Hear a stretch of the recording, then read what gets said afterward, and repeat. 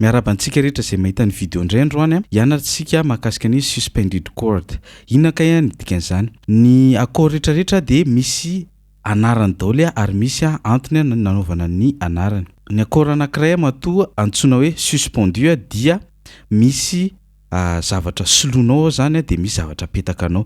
Ndao aka ohatra ara isika. Ohatra ny antsika zao manana la no anazavako anazy. Ny accord suspendu misy karazany anankiroa ny anarantsika eto sus 2 dia sus 4.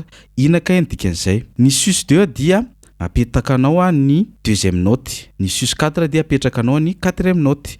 Majeur daholo reo fa ovainao ny tierceny. Aka ohatritsika raha accord la zao dia ny ao anatiny dia accord majeur zany hoe misy note anankitelo 1 2 3 dia 5. 1 3 5 zany hoe la, do dièse dia mi. Dia in'ilay do dièse iny solonao si. Zany hoe 1 2 3 4 5 6 7 zay le izy raha ohatra ny isaina. Dia amin'izay fotoan'izay dia 1 2 dia ty 2 ty hito dia iny siny no apetakanao anatin'ny accordnao zany hoe ty zao le la dia tsy hoahantsika ty le eto ty dia soloantsika si dia lasa ohatr' zao. Zay zany natao hoe la sus 2 ohatr'izay zany. Toizantsika ny sus 4 indray dia manisitsika 1 2 3 4 ty rety ito re ito dia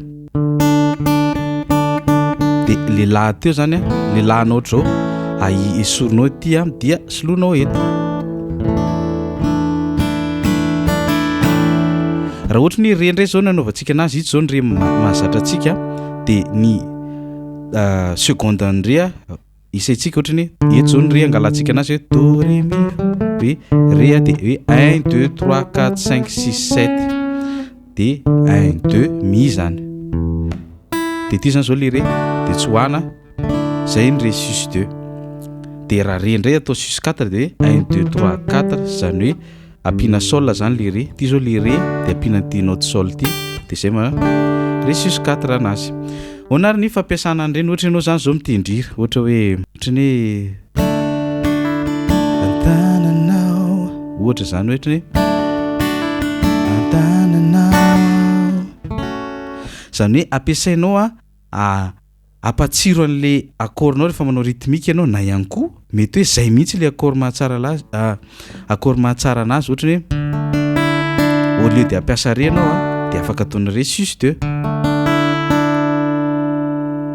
Dia ny re sus 4 tsy mahasolo an'ny re fotsiny amin'izao fa misy antony ohatra hoe rehefa mamarana hira matetika fampiasan'ny olona anazy dia ohatra ny au lieu dia ampiasa hoe re dia aveo sol accord sol dia ataon'ny olona note le sol ohatra ny dia ohatr'izay.